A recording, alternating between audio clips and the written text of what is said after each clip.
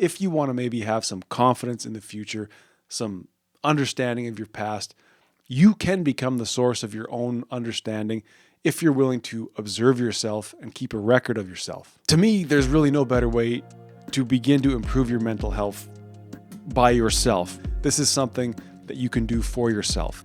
And I would say that being able to understand mindfulness, to try and be more present, to observe myself, to realize that so much negativity comes from my thoughts, has been a great improvement in my life. So with that in mind, I would like to share a little bit more of my story in the hopes that it could motivate you to keep going. This is the journey that I took from fear and anxiety, from in fact being in a way divorced from myself, to a real understanding of who I am. Lately, I do feel like the sky is the limit. I think that for you too, you can feel that. You can feel an optimism about your future because of mindfulness. And I'm not trying to make this like this snake oil that I'm selling, or this almighty megalith that we all fall under in some religious way. I'm talking about self-awareness, and I'm talking about the willingness to reflect on what the hell you're up to. I hope that I'm not thinking about somebody I knew 5 years ago as I'm merging onto the freeway in rush hour traffic. You can understand that, but there's more to it than that. Perhaps you're having an important, meaningful conversation with somebody older than you who won't be around forever. Are you there? Looking at them, listening to them, thanking them for what they're sharing, trying to share with them? Or are you thinking about what you're going to say next, or what's going on in the basement, or should I just get on with the dishes? And you begin to realize, well, a lot of my life I spent thinking about something else. So, in a sense, starting a podcast called Self-Control has been humbling, because it's forced me to reckon with all the ways and all the times that I'm not in control of myself. But doing this podcast itself has become one of my mindfulness milestones. Whenever I want to give in to bad habits, whenever I want to be lazy, procrastinate, become mindless and let my mind wander, I think, hey, you're the guy talking about why that's important on the podcast. Are you really going to give in to this cheap kick or this laziness? You're the one that's going to have to go talk about it. You're the one that's going to have to go lie if you do this. And what has come out of this podcast and what has come out of this pursuit of mindfulness has been breathing and posture. This is no joke, right? Like, I don't like to do this a lot, but you see a lot of people with poor posture, and I'm sometimes one of them. That rounding in of the shoulders and the chin down, hunched, not standing upright, not having our shoulders back. But it goes deeper than that. More often than not, what I've discovered, in fact, is that I'm clenching in my pelvic floor. And that's the sort of ribbon of muscle that runs from your sits bones, which are those hard bones that you feel in your ass when you sit on a bicycle seat. So there's a muscle that begins there and it runs along the floor all the way to your genital region, let's say. If you want to find the pelvic floor, just imagine that you have to urinate or pass gas. Those muscles that prevent you from doing that or allow you to do it, that's your pelvic floor at work. I discovered that for whatever reason, I hold a lot of tension there. It's like I'm kind of half clenched all the time. And beyond that, I'm also almost always contracting or clenching in the diaphragm as well. So I hold a lot of tension in those places, and I round my spine. So I'm like a curled up shrimp. I've decided that is the posture of cowardice. And it's interesting to note that the word coward actually the root word is tail, right? You can imagine a scared or cowardly dog, tail between his legs. It made a lot of sense to me that I'm clenching in my tail. I hold myself like a coward, like I'm afraid. That rounding in and clenching, I'm allowing gravity to push down on me, to have its way with me. I'm not going forthrightly and upright against the world. Now, there were traumatic experiences in my life. They led to stress and negative emotion being housed in those places, the pelvic floor, the diaphragm, the shoulders. And that led its way beyond that, to the chin, to the neck, to the crown of the head, this curving inwards, this being defeated. When we are defeated in our posture, we have already lost the game. Like I talk about taking ownership of your thoughts, like you think yourself into negativity, you can posture yourself into cowardice. You can posture yourself into negativity. Try it sometime. Try going for a walk or going through your day with just absurd or obscene, what will feel absurd and obscene, upright, confident posture. Listen to how your ego tells you not to do it, to play small. Feel how ridiculous you think you feel when really it's the best thing I think you could do. When we hold ourselves in that weakened way, in that cowardly way, we signal to our mind that there is something to be afraid of, that we need to hide, that we need to play small. And I lived my whole life that way. And I think through the miracle, I would say, of beginning, for no real reason, beginning yoga, I began to become aware of how I held myself, checking in with my posture, discovering just how tight my shoulders are, coming forward always.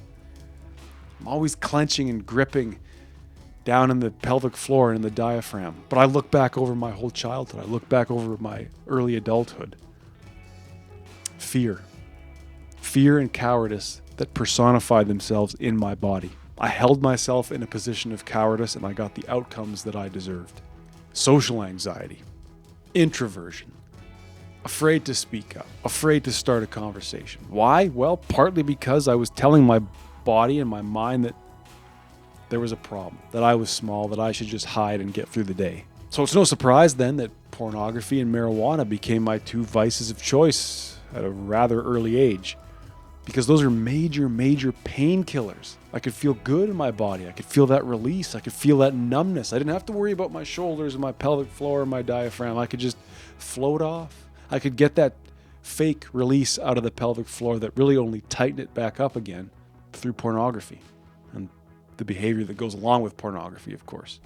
So if you'll recall our last episode or our last two episodes, I spoke about how we can take our mindfulness practice, that resolve, that determination to be present and aware of ourselves as often as possible, what we're thinking and doing.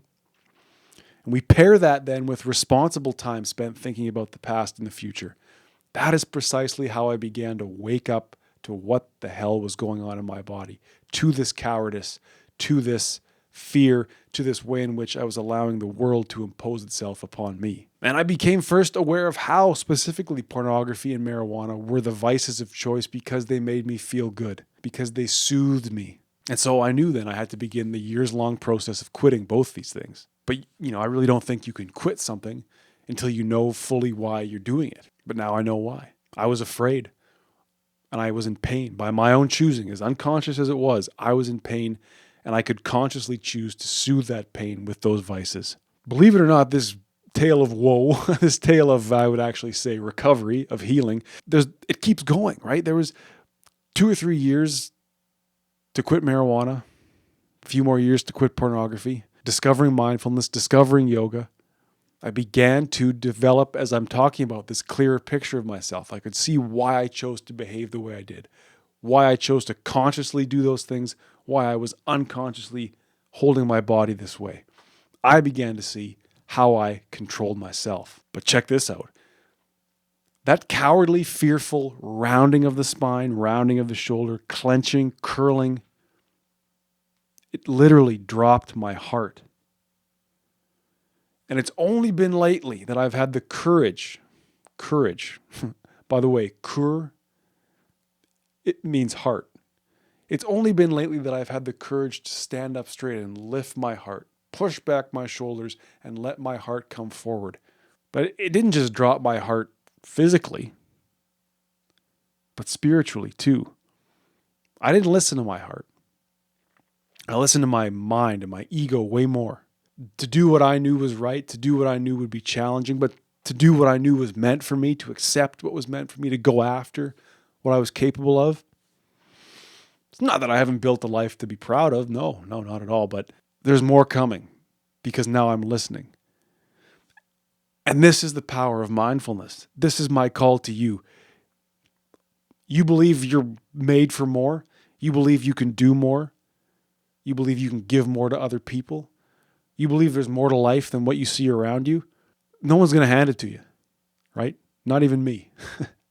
I'm only going to give you what I've got.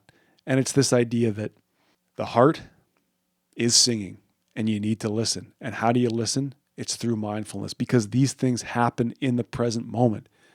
If you are going through your daily life thinking about something else, you are missing the magic of the moment. You are missing that smile that wants to unfurl in your soul. That is your heart telling you to be grateful, to be in awe of the moment, right?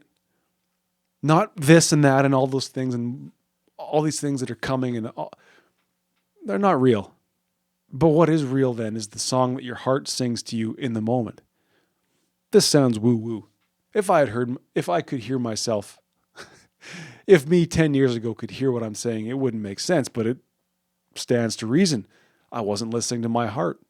And I can't put really more words to it than this, other than coming to the moment, opening your heart to the moment, asking yourself as often as you can, am I here? And then eventually over time, just being here, focused on what you're doing, holding your body in a way that is proud and comfortable, taking up space and taking ownership of the way you live. This is the power of mindfulness. Coming to the moment, taking control, taking ownership, and just being. Not letting the mind run away, not letting the ego tell you all these things you've done wrong. Silencing that and listening to the sort of, as Van Morrison would call it, inarticulate speech of the heart. So I came to find then that I was mindless. But not only mindless, I was gutless too, and heartless. But I can keep going with confidence now. I can keep battling against that. It's not going to be easy. It's not going to be perfect. It's not going to change overnight. I would never suggest any of this happens overnight. This is truly a 30+ year journey that I'm just now being able to put into words. I can see clearly how trauma and a wounded ego and the subconscious all work together to make you play small, to distract you, right? Don't think about what you're doing. Think about all those things that hurt, and we got to watch out for those. Don't think about what you're doing. Think about how you might be hurt in the future. We need to prepare for that. We need to play small and stay out of the way. No more. No more. We trap ourselves in a noisy hell of distraction when we don't have the courage to be in the moment and to listen to who we are and to be proud and to be unafraid of who we are. It's not some self-empowerment crap. Right? This is not about being rewarded for just being you. It's simply just being you without the reward. The reward is felt in that song of the heart when you know that you've come to where you ought to be, and there's only one place you can be. That is in the moment. If all else fails, return to those 3 tenets of mindfulness as often as you can. Am I thinking about the present? Am I doing what I'm thinking about? Am I thinking about what I'm doing? Am I practicing self-control? You begin to mix that with these processes of thinking about your past and observing yourself, beginning to anticipate triggers, being able to put into words the way in which you are sort of tricking yourself, thinking yourself into hell, into negativity. And then being able to plan a future that you can see clearly because you're going to be there and you know who you are when you get there. That's mindfulness, but it's also something like heartfulness. I hope that this could play a role in your life, and I hope that if you believe that things could be better for you, you'll consider this. So thank you for listening. Thank you for watching. Please, if any of this is resonating, get in touch. Facebook, Instagram, YouTube comments. Would love to hear from you. And until we speak again, please remember that better is possible.